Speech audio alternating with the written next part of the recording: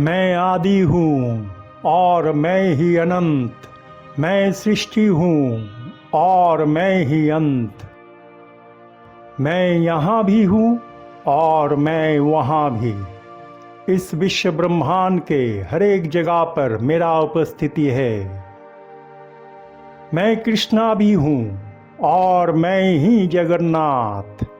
मैं निश्चल पदार्थ में भी हूँ और सचल पदार्थ में भी। मैं ही आत्मा के रूप में आपके शरीर के अंदर रहता हूँ और मैं ही पेड़ पौधों का प्राण भी हूँ। मैं ही जगन्नाथ के रूप में हर एक प्राणी के अंदर बसता हूँ। सत्य ज्ञानी लोग ना कभी मुझे लेकर तर्क करते हैं और ना ही मूर्ति और मंदिरों में मुझे ढूंढते हैं। न मैं आपके पूजा हूँ और ना ही मंत्र। न मैं उच्च हूँ और ना ही नीच। न मैं किसी विश्वास में हूँ और ना ही रीति रिवाजों में। मैं तो सदा एक ऊर्जा हूँ जो एक समन्वय के साथ इस विश्व ब्रह्मांड के कण कण में फैला हुआ रहता है। अगर समन्वय का बिगड़ना समाप्ति को सूचित करता है तो मैं नए रूप में फिर से मेरा प्रकाश फैलाता हूँ। जो लोग मुझे दो आँखों से देखते हैं उनके लिए मैं मंदिर और मूर्त हूँ, और जो लोग मुझे अंतरात्मा के दृष्टि से महसूस करते हैं उनके लिए मैं मंदिर, मूर्त और पूजा के बगैर ही दृश्यमान रहता हूँ। मैं काठ का बनाया गया कोई खिलौना नहीं हूँ। मैं उस खिलौना में रहने वाला ऊर्जा हूँ। मैं इंसान के शरीर नहीं हूँ। मैं उनमें रहने वाला प्राण हूँ। मूर्ति को विसर्जित किया जाता है, शरीर को नष्ट कर दिया जाता है, लेकिन ऊर्जा खत्म नहीं होता है। प्राण भी आत्मा के रूप में अमर रहता है। जैसे ऊर्जा परिवर्तित होता है ठीक वैसे ही आत्मा एक नया शरीर धारण करता है। ना मेरा कोई धाम है और ना ही मेरा कोई नाम। मैं सबके हृदय में रहता हूँ। मुझे किसी जगह पर बांध कर रखा नहीं जा सकता है। सत्य ज्ञानी और जागृत आत्मा ही मुझे शरीर में रहते हुए प्राप्त कर सकता है। मुझे जगन्नाथ के रूप में पूजते हुए इंसान मेरा आदि शक्ति और रूप को भूल गया है। मैं कभी कृष्णा और कभी जगन्नाथ हूँ, और अब इस कलियुग का अंत करने के लिए मेरा जन्म किसी और रूप में हुआ है। इंसान के जिज्ञासा, अति उत्साह, मान्यता और विश्वास में मैं अधूरा रहता हूँ। मेरा सच्चा स्वरूप को देखने के लिए आत्मा की अंतर्दृष्टि चाहिए। परम भक्ति में लीन होकर जो भक्त मुझे बुलाता है मैं उनका भक्ति हूँ। एकाग्रचित्त होकर जो भक्त बिना स्वार्थ मेरे लिए आंसू बहाता है मैं उसके मन की पवित्रता बन जाता हूँ। जो अज्ञानी मेरा ही सृष्टि बनकर मुझे ही सोना चांदी और बहुमूल्य रत्न या रुपया भेंट करता है मैं उनका चैतन्य हूँ। सारे जग को भूलकर जो सिर्फ मेरा ही नाथ बन जाता है मैं उसके लिए जगन्नाथ हूँ। मैं उस अहंकारी और अज्ञानी के अंदर भी रहता हूँ जो मेरे नाम का दुरुपयोग करता है या मुझे एक व्यापार समझता है।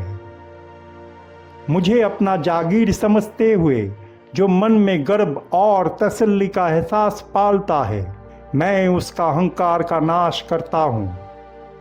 अगर मैं जग का नाथ हूँ तो मैं हर एक इंसान का भी नाथ हूँ।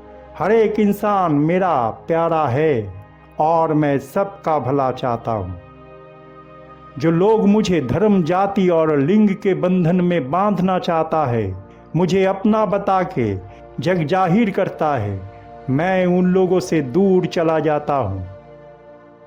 मैं ही इस विश्व ब्रह्मांड में हर एक घटनाओं का निर्माण करता हूँ और इसके पीछे मेरा कोई ना कोई उद्देश्य रहता है। न मैं पारंपरिक तरीके से पूजा लेता हूँ और ना ही रथ पे सवार होकर मौसी के घर जाता हूँ। न मैं प्रसादों का दाम निर्धारित करता हूँ और ना ही किसी पे विधि और नियम के पाबंदी लगाता हूँ। न मैं पौराणिक कहानी, मान्यता और विश्वास में रहता हूँ और ना ही अलौकिक क्षमता से इंसानों को डराता हूँ।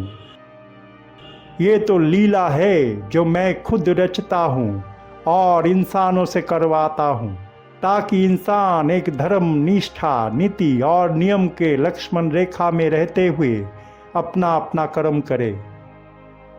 अगर मेरा जाने का समय आ गया है तो ये निश्चित जानिए कि कलयुग का अंत भी आ गया है। मैं काल के नियम से बंधा हूँ, क्योंकि मैं काल की इस नियम का रचयिता भी हूँ। इसलिए मैं इस नियम को नहीं तोड़ता हूँ।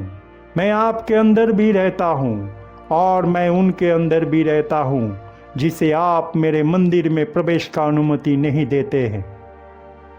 अगर मेरा बनना है तो मुझे ही सारे ऊर्जा देना पड़ेगा और तभी आप उच्च दैवीय ऊर्जा में खुद को महसूस कर पाओगे।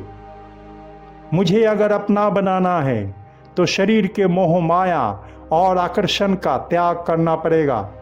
मुझे अगर पाना है तो मन को शांत और स्थिर बनाइए। खुद को शून्य में ले जाने पर ही कोई मुझे महसूस कर पाता है।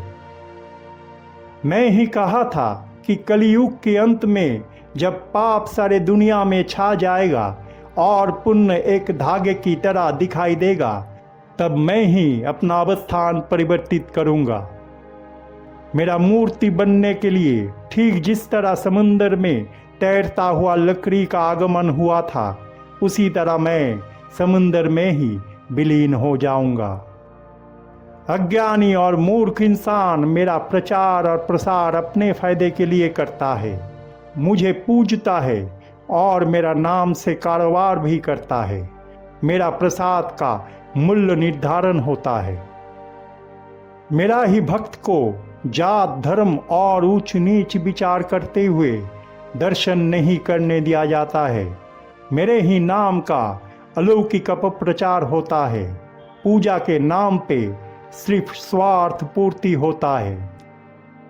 जहाँ पाप है वहाँ मैं पाप का नाश करता हूँ। जहाँ अधर्म है वहाँ मैं धर्म का पुनर्स्थापना करता हूँ। परिवर्तन जीव लोक के उद्धार के लिए अवश्यंभावी होता है। जो लोग अपने आप को मेरा ही भक्त कहलाता है लेकिन अंधविश्वास और मान्यता का अनुसरण भी करता है, उनके लिए मैं बस एक नाम हूँ। ना मैं शरीर का आकर्षण हूँ और ना ही नियंत्रण। शरीर को सब कुछ समझते हुए अज्ञानी मुझे प्राप्त नहीं कर सकता है। जो अपने शरीर को ही सब कुछ समझते हैं, शरीर के लिए ही जीते हैं और शरीर के लिए ही मरते हैं, मैं उनके लिए एक परिवर्तन हूँ। मुझे ही समर्पित पूजा का सामग्री में, दान या सेवा में मैं नहीं रहता हूँ। जो निस्वार्थ मन से जीव लोक की कल्याण करता है, दिन दुखी का सेवा करता है, मैं उनके अंदर रहते हुए जरूरतमंद लोगों का सेवा बन जाता हूँ।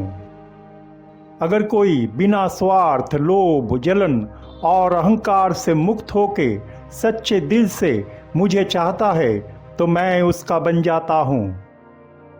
गलत मान्यता, विश्वास और कुसंस्कार इंसान के मन में मेरे बारे में भ्रम पैदा करता है। निर्लोभ और आसक्तिहीन चिंतन मन को पवित्र बनाता है।